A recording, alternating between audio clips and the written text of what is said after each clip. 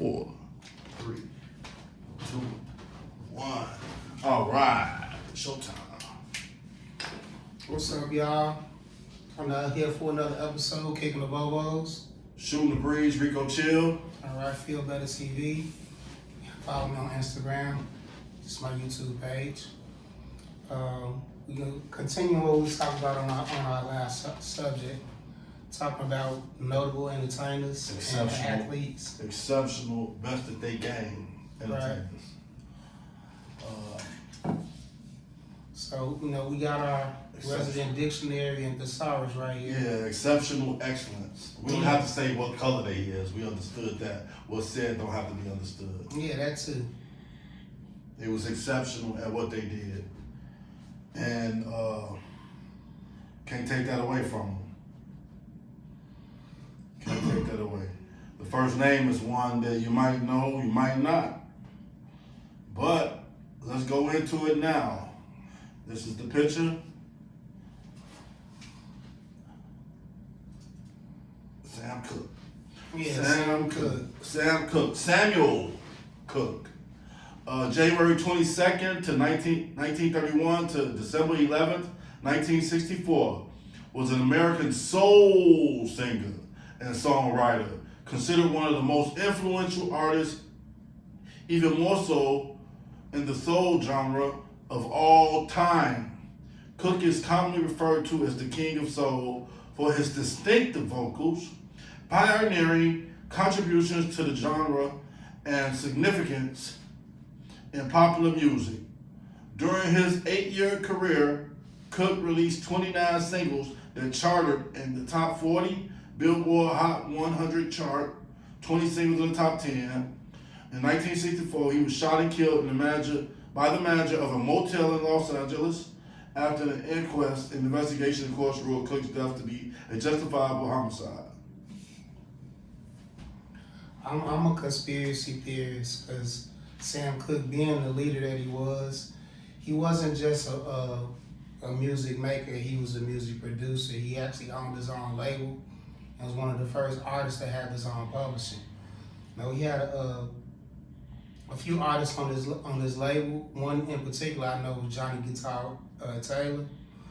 And I thought he was dope in himself, but Sam Cooke was one of the most powerful singers that I've heard, and his music still reigns today. And again, with the controversy surrounding his death, with it supposedly being an attempted forcing himself on someone, I don't really think that was the case. Me being a conspiracy theorist, I think it was more so him making moves towards independence and empowering other artists, and that was what took him out. And I want to take it to the ups of it, because that's the negatives. The positives is that one song, man, that they said he wanted to sing about what was in his heart. He wanted to sing about what was in his soul. And he came up with the song, A Change Gonna Come. They told him that wouldn't be a big thing. You shouldn't sing that. But he sung it anyway. And he put it out there anyway. And it became one of the biggest, soulful, most conscious records of all time. Most people, when they hear that, they think about their own life, about what change they can make in their life. And will a change come? And the change, they used it in Malcolm X when he was transitioning to that final stage in life. Those are the things that, those type of songs only come once in a lifetime. Those are one of them songs that can never, I don't even think people can really come up with something like that no more. That was groundbreaking on a level that was never done before his time. So I'm gonna take it that he was a genius on that one when it came to soul music. Pioneer, like I said, he was one of the first ones that had his own label and publishing, putting out different artists himself. And on top of him being a talented person himself. So. And he was the same guy in the room with him, was Malcolm X, Jim Brown, Sam Cooke, and who else? Muhammad Ali and Malcolm X. Yeah, and Jim Brown. Yeah, all four of them was in Miami. That was a real good conversation they was having. And they went through some things back in those days. It was hard because it was still segregation in some areas they was in down south. But yeah, I think that when it come to him, hats off to him. You know what I mean? Hats off.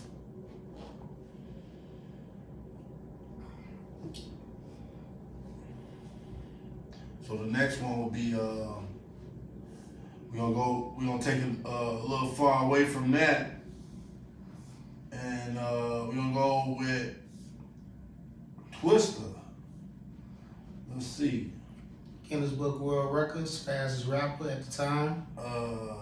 He used to stay with his grandfather on Monroe. I know. I bought his grandfather's mobile home. No, he went to. His name was I forgot his name. Damn, I can't think of the name of the school over there on Roosevelt. Okay. What you talking about? Fellow school? Yeah, not Collins. It was Collins. Yeah, Collins. Collins. I forgot his name, but I bought it. His grandfather used to come He out of used the to house call on himself Keeler. Cavalier. Yeah. Here go the picture.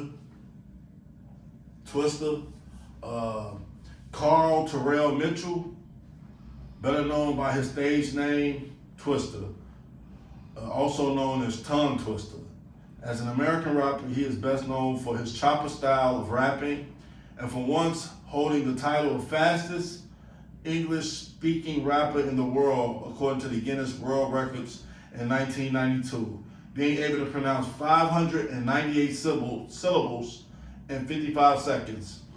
In 1997, after the appearance of Do or Die hit single Po Pimp, produced by the legendary Trackstar, Twista signed with Big Beat and Atlantic Records, where he released his third album, Adrenaline Rush, and formed the group Speed Knots Mobsters in 1998.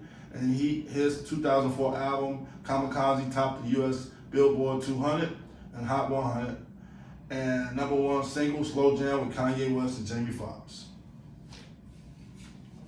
Dope, West Side's home.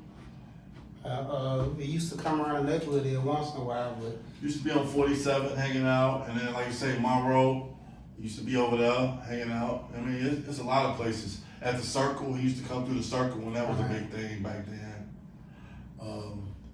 But to be in the Guinness Book of World Records for rap, he changed his style because he was more backpackers when he first came out as Tongue Twister. And then he just dropped the tongue and just became Twista. And him coming out with Po Pimp with Do or Die, that put him back on the map. That's what brought him back into the mainstream. And the re-release with the slow jams with Kanye and Twista, that was another reintroduction for him. He still does music now. You don't hear as much from him. He mostly touring and stuff.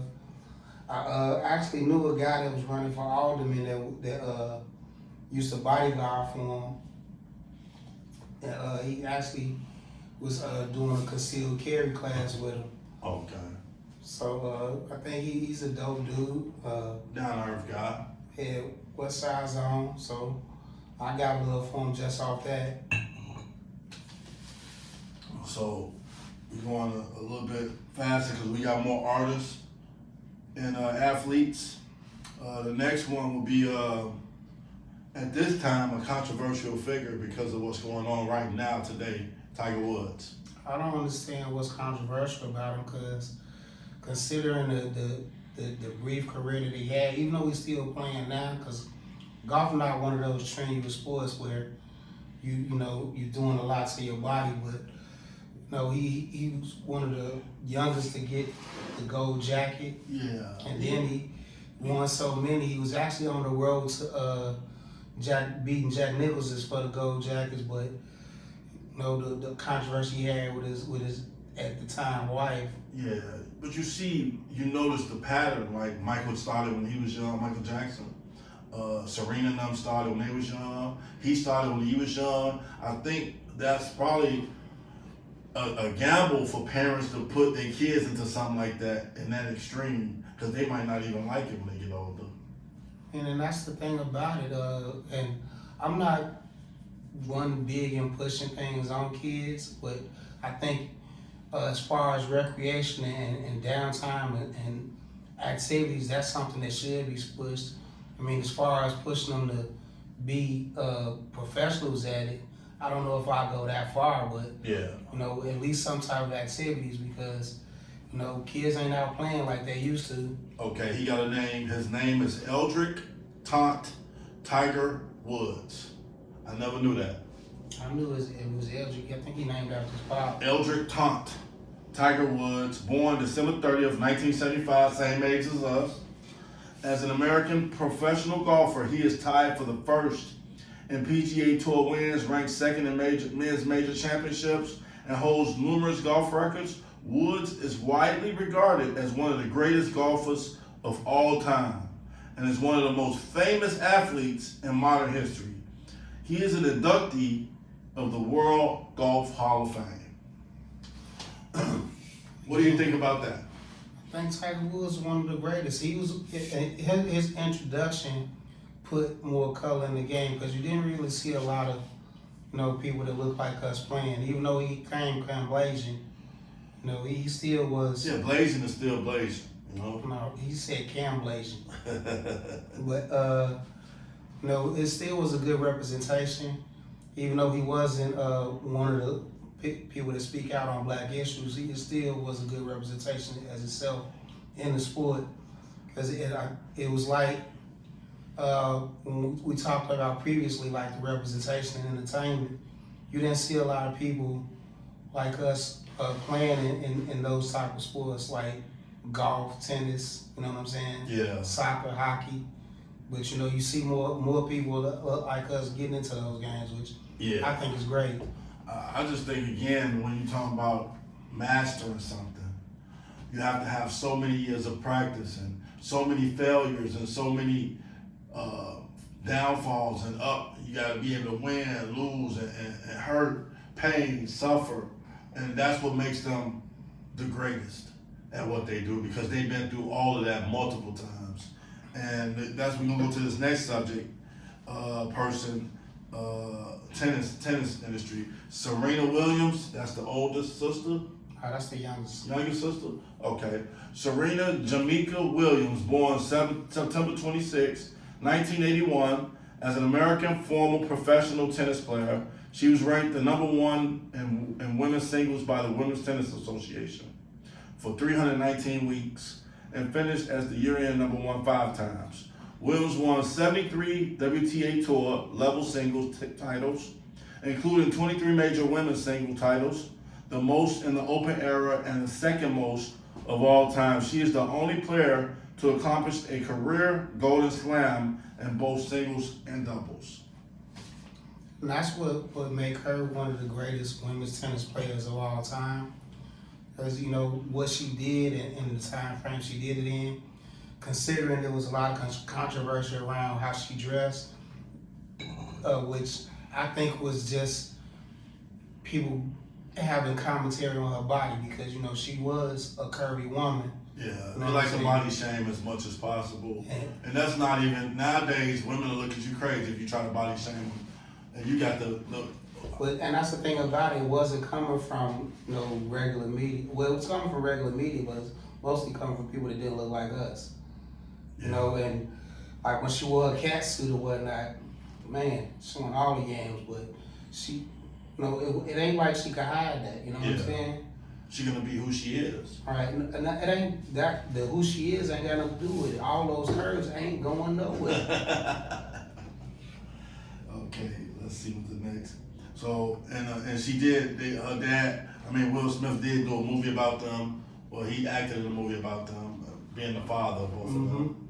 And again, those childhood things is very important to raise a child in the right way because you see they can come out on top if they stick to it. You know what I mean? The next one is let's see, Venus, right? It's still loading, but here we go, Venus. So Venus Ebony Star Williams. It's the picture. Born June 17th, 1980, 5 years older than her. As an American professional tennis player, she has been ranked as the world #1 in both women's single doubles by the Women's Tennis Association. Won 49 WTA Tour level single titles, including 7 majors, as well as gold medal at the 2000 Sydney Olympics and the 2008 WTA Tour Championships. She has also won 22 double titles, including 14 majors and 3 Olympic gold medals. So that's Venus. Yeah, she would have been the GOAT if it wasn't for her little sister coming in and taking the world by storm. Yeah, but they complemented each other, I believe. And one of the good things about them, what I said is like, what I say about them is because when they came out, because it's always an unfair comparison between the men's sport and the women's sport. And it wasn't like with Steffi Graf, I think that was, who challenged men saying she could beat them. But Serena and Venus, they recognized for what it was. Normally a man is stronger than them. And they took it like we could play against a man, but us beating a professional is highly unlikely. Now they could beat us, but they wouldn't be the professional. And I think that's being realistic about that. Both of them being realistic about that was a good thing because it didn't push the feminist agenda where we could do everything a man could do. Yeah. So the next person is Kanye West. His real name now is Ye. And Kanye West, his born name is Kanye Omari West. Born June 8th, 1977, is an American rapper, songwriter, and record producer. He has been listed among the greatest rappers of all time, referred to as one of the most prominent figures in hip-hop. His music, characterized by frequent stylistic shifts, has been credited with facilitating the emergence of rappers who do not conform to gangster rap conventions. He is also known for his controversial public persona, including his polarizing cultural and political commentary. And that's one of the things that keep him in the news. I think he does that on purpose by being polarized and controversial. I don't know, man. Ever since his mom passed, I think that's when the pattern. I get that, but it's a pattern change. But again, he mostly dropped controversial. Before his mom passed, did he controversial? When he was doing new music or proposing something new. Yeah, he always put some crazy stuff out. Right. Before he put something out. But I'm curious, did he do that when his mom was here? Well, and the thing about it, I really don't compare the two because he wasn't as big as he was when his mom was around. He was getting into his own at that point. I think he was on like his 3rd album before his mom passed. He on like 8 or 9 now. You know what I'm saying? Yeah. But I liked him when he initially came out because he spoke more consciously. It was more substance to his music, and he still got substance now. But it like they said, it's a lot of stylistic shifts in it. Well, a lot of stuff that happened in his life made him who he was. He went through the accident. You know what I mean? He tried to get on with Jay-Z. I credit Dame Dash for that because he was trying to be a rapper. Now, like them saying he's one of the greatest rappers, that's debatable. Yeah. Greatest producers, I put him there. Greatest beat maker? Producer, you know what I'm saying? Yeah. I'll put him there, but I wouldn't put him at one of the greatest rappers. DJ. But one of the greatest rapper producers, I'll give him that. Okay. You know what I'm saying? But I credit Dame Dash because when he was trying to come on as a rapper, they was just trying to pigeonhole him as a producer. Yeah, they didn't want to let him bring out the box. Dame Dash let him put him on as a rapper and whatnot, and that was changed his trajectory as a whole. Yeah, and he did some mad. What album is one of your favorites out of his? I like the Pablo one. Yeah, that's pretty Life cool. and Times of Pablo. I like the one But where he the was College Dropout is my favorite. Yeah, man. Boy, coming back to Chicago. What? Man. I remember everybody in Chicago, man, was crazy about Kanye. when he came out. Even to this day, he can do no wrong. You know what I mean? When he came out, after Enormous J, Yeah. he said that he was working with Kanye at the time, so we went to try to go to one of his album signings, just to, see if they could maybe catch up and whatnot. It didn't go as expected, but it was still a cool experience. Yeah, there's a lot of stories I hear about Kanye. People that I know gave him a CD at the airport. He said, "Don't give me the CD because I'm gonna use it and I ain't gonna pay you. I'm just gonna take it and use it." I mean, he told him straight out, like, "Don't give me nothing and I'm gonna use it. And I might not even know who you is. I might not even give you credit for it." So he was straight up with people. So that's that Chicago thing coming out. You know what I mean? People tell you what it is, I what would it's call like. it Chicago thing. That was just an asshole thing. All right, let's move. Well, other than that, his psychological thing, at his standing at this point, he said that he have not been taking his medicine, and that's one of the problems that he said that's the reason why he been doing a lot of Nazi stuff, and now he's taking his medicine, he's back normal. I At don't this know. point, And that's one of the things. That's what he about said. it. He apologized That's to fine. his kids That's fine. and all I'm that stuff saying he was though, as putting far out. as and that's one of the things about it. I think, as far as speaking on, mental health and whatnot, Yeah, I think personally, therapy is a better option than taking meds because, I wouldn't want nothing to change my personality or change who I am. So, you know what I'm saying? And when you hear about the different medications and whatnot, we was watching a commercial for some disease you get from taking one of those medicines that cause facial flares and whatnot, contortions in your face. And it's I don't know, I'm just not a firm believer in modern medicine as far as monitoring mental health, because I think it's a science that's not really totally proven, because down the line you find out, like you're saying, the tardive dyskinesia or whatever that disease is. yeah. You're getting that from taking some medicine that's supposed to balance your mental health.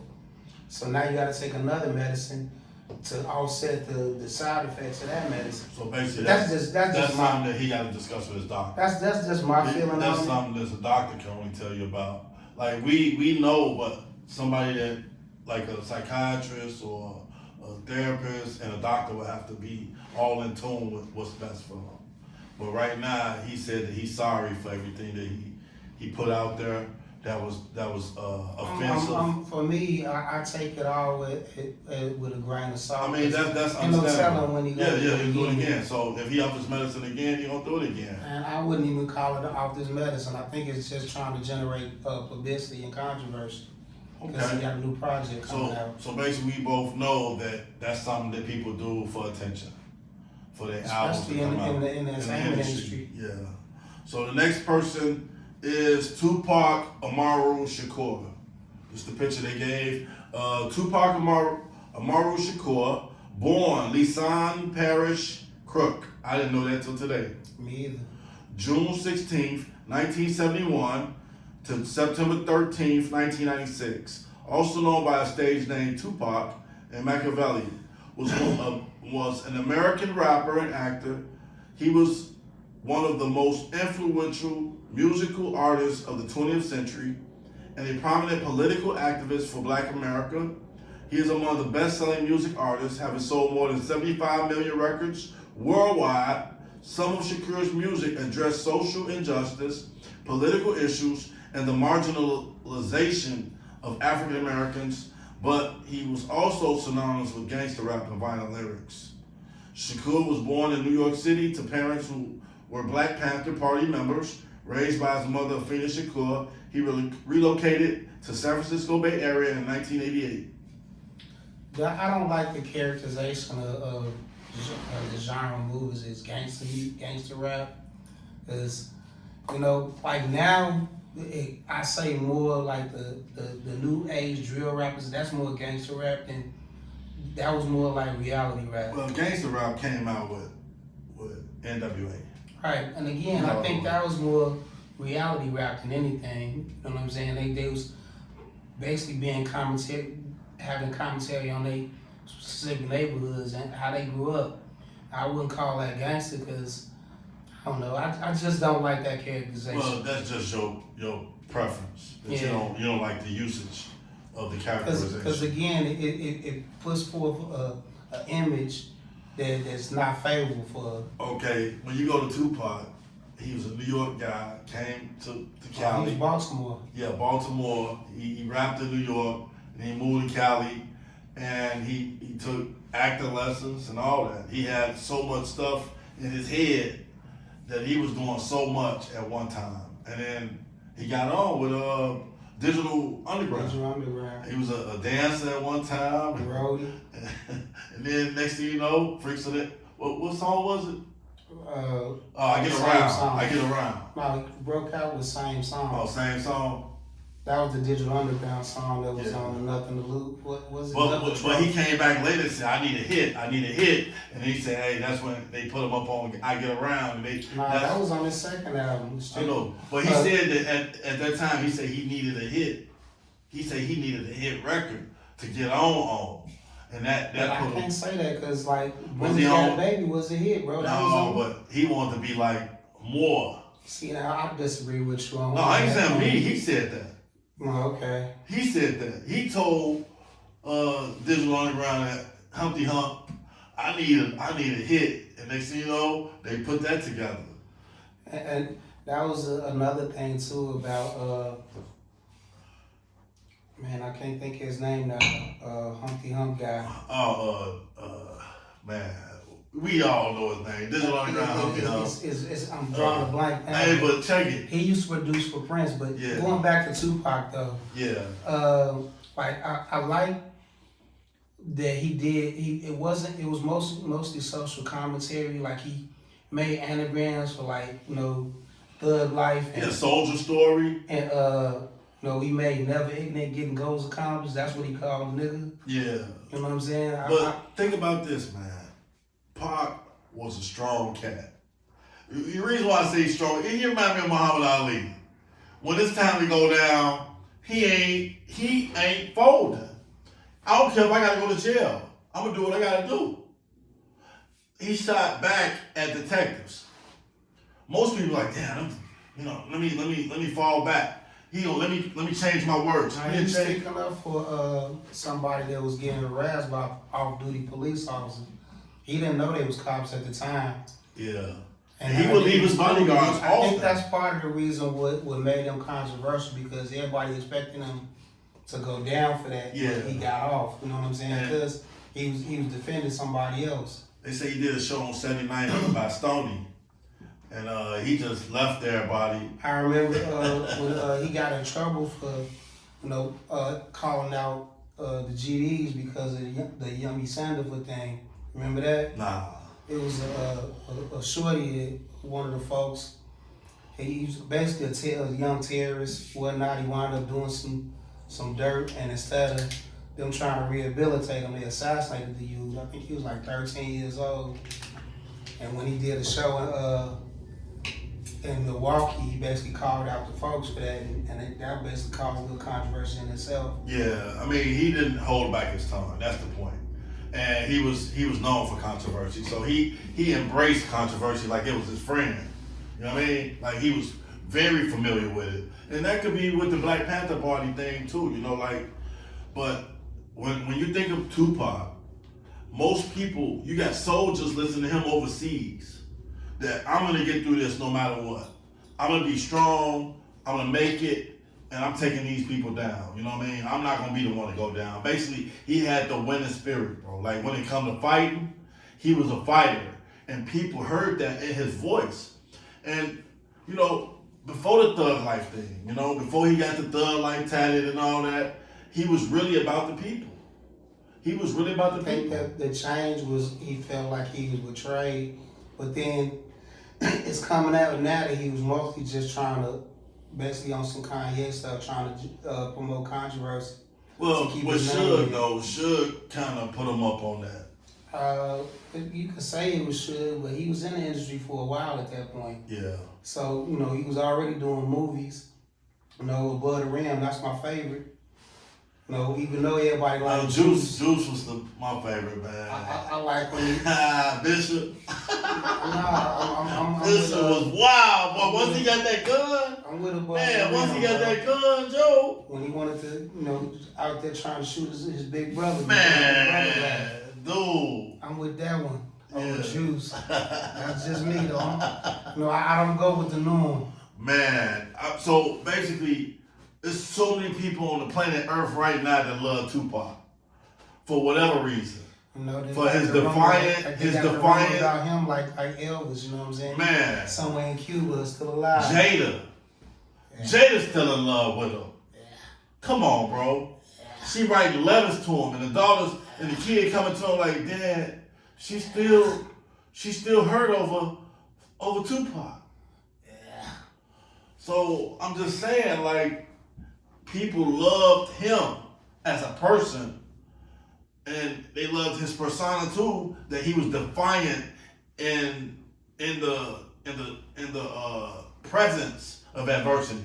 That no matter what happened to me, I'll be good. You know. So, and it's just we spent a lot of time on Tupac. We're gonna go to the next guy. Sure. All right, next guy is Nasir bin Olu Dara Jones. Born September 14th. This is a picture. Nas. Born September 14th, 1973. Known mononymously as Nas. As an American rapper, entrepreneur, record producer, rooted in East Coast hip hop, he is regarded as one of the greatest rappers of all time, the son of jazz musician Olu Dara.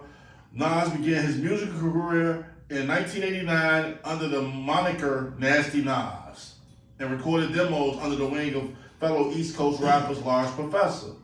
Nas made his recording debut on Professor's group Main Source, 1991, songs Live at the Barbecue. Nas signed with Columbia in 1992 and released his debut studio album Illmatic, April 19, 1994, an inductee of the Library of Congress's National Recording Registry. It has been regarded as one of the greatest hip-hop albums of all time.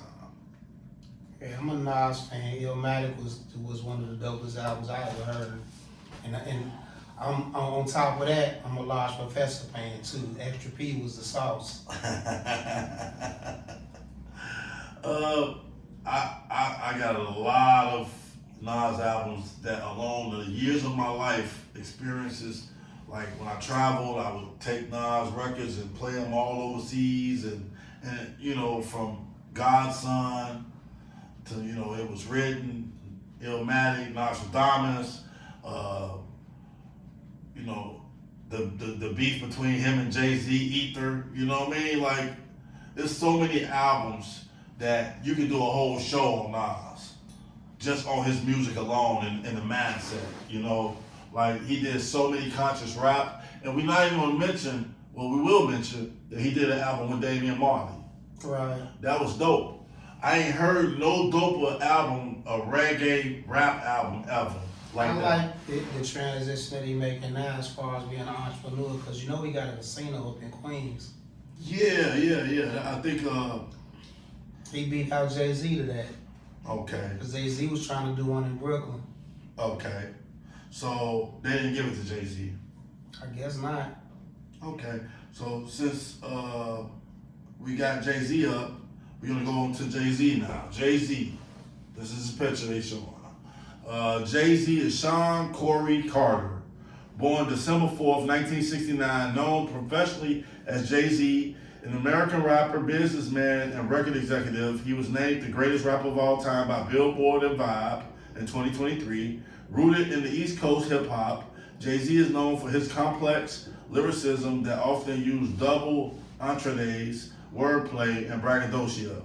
His music is built on a rags to riches narrative. He is the wealthiest musical artist in history, worth $2.8 billion as of 2026.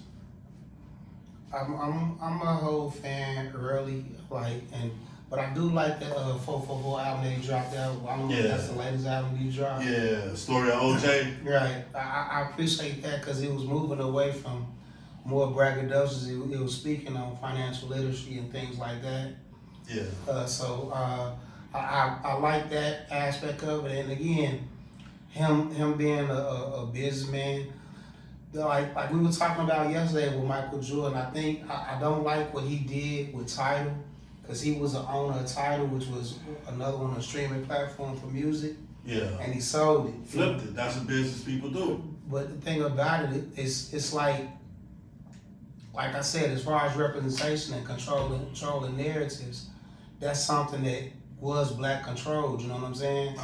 So I felt like that could have been something that he could have kept hold on to and could have changed the game as far as how people get paid from that. I question the rapper greatest of all time, though. I do too. Hey, but that's that Nas Jay-Z thing. Everybody got that difference in opinion when it comes to I that. don't count neither one of them as the greatest. I'm an old school dude. Oh, okay. Eric B. So Big Daddy Kane. So this is a infamous artist that we're bringing up. We're just gonna say infamous right now. This artist is controversial and he's doing time for his crimes.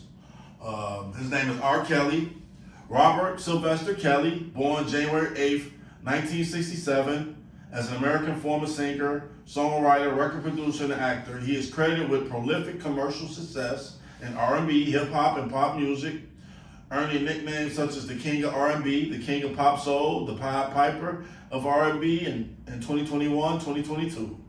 Kelly was convicted of multiple charges of child sexual abuse and was sentenced to 31 years in prison, effectively ending his career in 2025, ranking him 9th on the list of the best R&B artists of all time. We don't believe in no child sex abuse.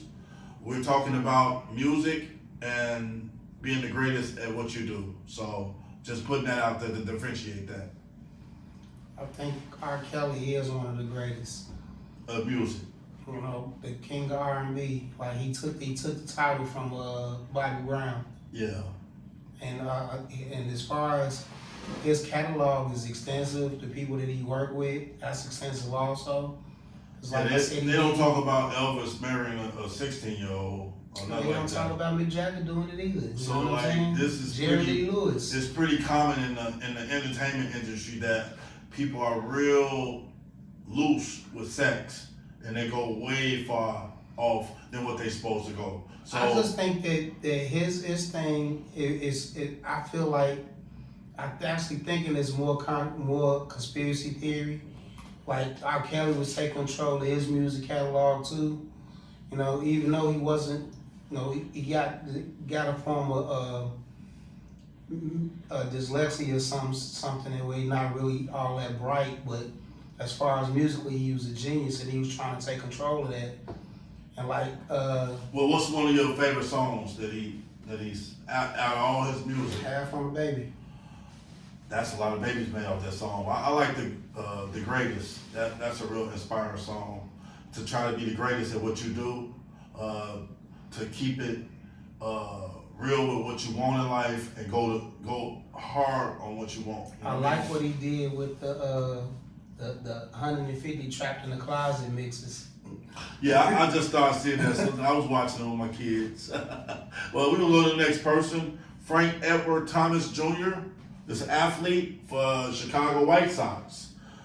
Frank Edward Thomas Jr., nicknamed the Big Hurt, is an American former baseball designated hitter and first baseman in Major League Baseball. He played for 3 American Leagues teams from 1990 to 2008, all but the last 3 years with the Chicago White Sox. A 5-time All-Star, he is the only player in Major League history to have 7 consecutive seasons with at least a 300 batting average and 100 runs batted in RBI, 100 runs scored, 100 walks, and 20 home runs. Thomas also won the AL batting title in 1997 with a 347 mark.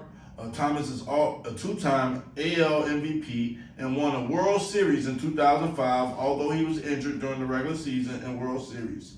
This is widely considered one of the greatest right-handed hitters in MLB history. I had to convince him to put him on the list because, you know, he's like, is he great? Is he great? Now, after you reading all of that, does that sound like a great athlete, bro? Yes. All right, thank you. But anyway, Frank Thomas is my favorite because me being a White Sox fan, I know all about him. You know, I feel like he should have won another World Series before that, but because of the strike in '93, that season got cut short because they was on the way to winning at that time. he got done dirty by the team, you know, upon his departure. But a lot of that was self-inflicted because he signed a super big contract. But he put it was a clause in there where if it dropped off, they could pay him whatever he wanted, defer all the rest of it. Because you know, like baseball contracts, that all that money is guaranteed. So basically, they made him like a minimum. They wanted to make him a minimum wage player. You know what I'm saying? Defer all the rest of his money and this was during the World Series years. Mm-hmm. So and he didn't like that. He renegotiated, but he also wanted to get up out of there too. Cause like now he actually. What made him that great at hitting the ball like that? He had an awesome eye, man. I mean, like he didn't draw a lot of strikeouts. He hit for power. You know, like I said, he won the batting title. He was an MVP twice. He actually should have won a third MVP, but during the steroid era, Jason Giambi took it from him. Yeah. And he was known to be on steroids at the time. And that's another thing that made him great too, is because you know he was a natural. You know, basically it was all no additives. Yeah. So you know, I'm a huge Big Hurt fan. You know, he had a restaurant at Berwyn that I patronized when he was there. You frequented it? Yeah, I went there a few times. It was nice, but it didn't last long, which is sad to say. But I'm a huge Frank Thomas fan. Okay. So the next person, if you're ready to go to the next person, is Duke Ellington. Duke Ellington. Jazz pianist. Edward Kennedy Duke Ellington was an American jazz pianist, composer, and leader of his eponymous jazz orchestra from 1924 through the rest of his life. Ralph J. Gleason called him America's most important composer. Born and raised in Washington, D.C., Ellington was based in New York City from the mid-1920s and gained a national profile through his orchestra's appearance in the Cotton Club in Harlem. A master in writing miniatures for the 3-minute 78 RPM recording format, Ellington wrote or collaborated on more than 1,000 compositions. His extensive body of work is the largest record personal jazz legacy, and many of his pieces have become standards. He has also recorded, written by his bandsmen such as Juan Tizal's Caravan, which brought a Spanish team to Big Bend Jazz. Great. I played that in the jazz band, Caravan. Yeah, I played that. That was a great song. I'm not as well versed on him, so you could do most of the talking about Duke. Hey, that's a common song that people learn just to get into jazz. It's funny, I was watching Bill and Ted Bring the Music or whatever their latest movie was, and they had a dude playing Duke Ellington in that movie. Yeah. So with Duke Ellington was sort of like a predecessor of Quincy Jones, you know, for him to compose all that music, just straight music, you know. Quincy was into that. That's how he was able to do the scores. But like, it's always somebody great that come before you, and then you just add on to what they taught you and make it become greater, you know. So we're gonna go to another jazz person, and this one is this was a big one. This was a big one because I listen to this music.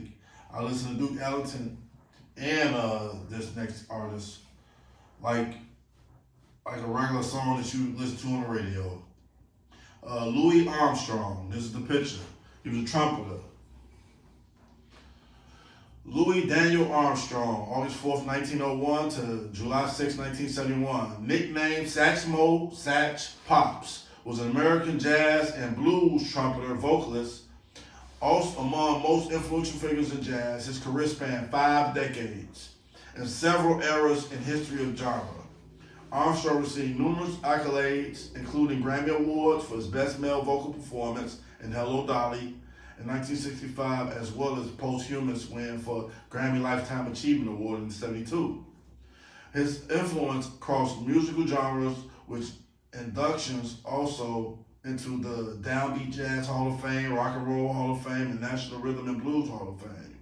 Armstrong was born and raised in New Orleans, coming to prominence in 1920 as a a trumpet and cornet player, he was a foundational influence in jazz, shifted the focus of music from collective improvisation to solo performance.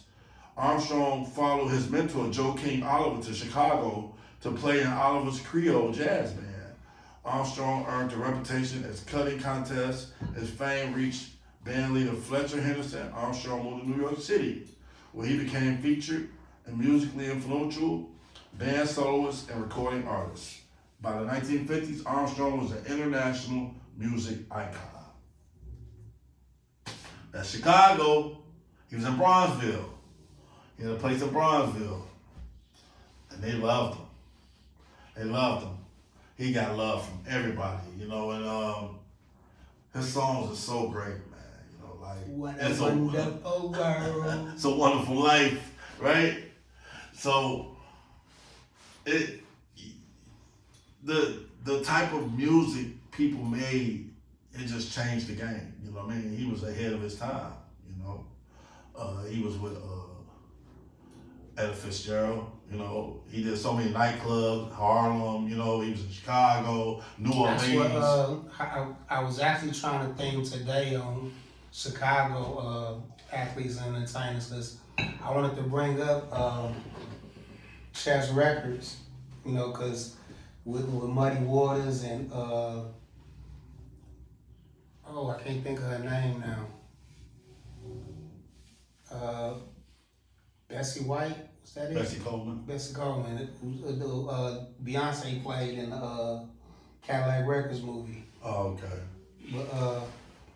But Bessie Coleman was the flight. Bessie Coleman was anyway. I just wanted to talk about that, and I'm glad we got a chance to touch on all of these artists. And Yesterday we talked about somebody. It was Muhammad Ali. I want to mention that they do have a museum for Muhammad Ali in Louisville, Kentucky.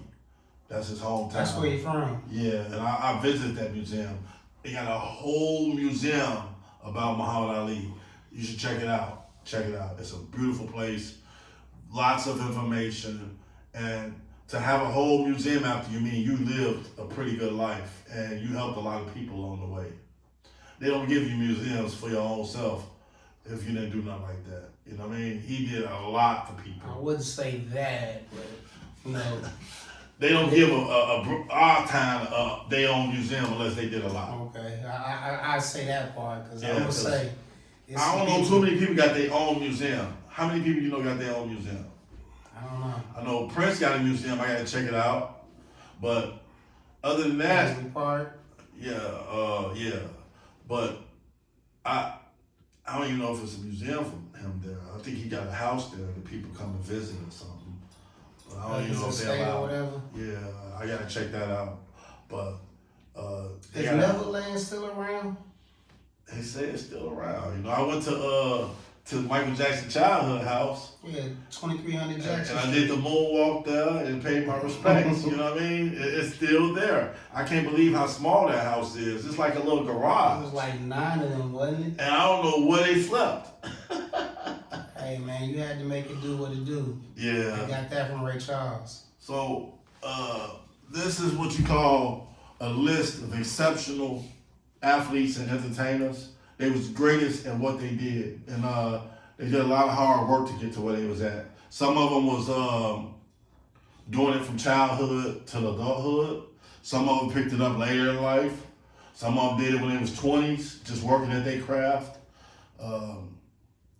It's just amazing that when you put your mind to something, what you can get out of it. And if you put more effort into it, they put way more, like even with Michael Jordan, they said, how many times did he shoot a free throw shot? A lot. No, everybody don't want to shoot that free throw that much. He got cut That's from the dedication to the craft. The craft. Want to be better. And some people channel all their bad stuff that ever happened in their life into that one sport. And they just forget the world, just channel and make it, this is what I'm focused on. And they put all their energy into that, and that's what makes them great. But then when the problems come after they get famous, then they have to still deal with that stuff later down the line. As you see with R. Kelly and Kanye and different people that have controversies and issues later down the line that they haven't resolved, you know? So it's definitely good to resolve those issues if you can. And we no judge. I mean, everybody got their own struggles, but especially if you're gonna be in the limelight in the public, you wanna kinda keep that in perspective. All right, well, final words on this is like we appreciate the contribution of all these artists and athletes, you know, and their dedication to their craft and the inspiration they have for others. And I'm glad I could speak on all of them today and speaking on future artists and athletes in the future. So those my final words on this. Feel Better TV, Instagram and YouTube. Like, subscribe, share, comment, let us know how we're doing. Rico Chill on TikTok, Facebook, Instagram, YouTube. Check me out and keep it moving, y'all. Yeah. Good show. All right, we're going to toast up. We Oh, still got okay. enough this time. Okay. All Keep day. the bobos.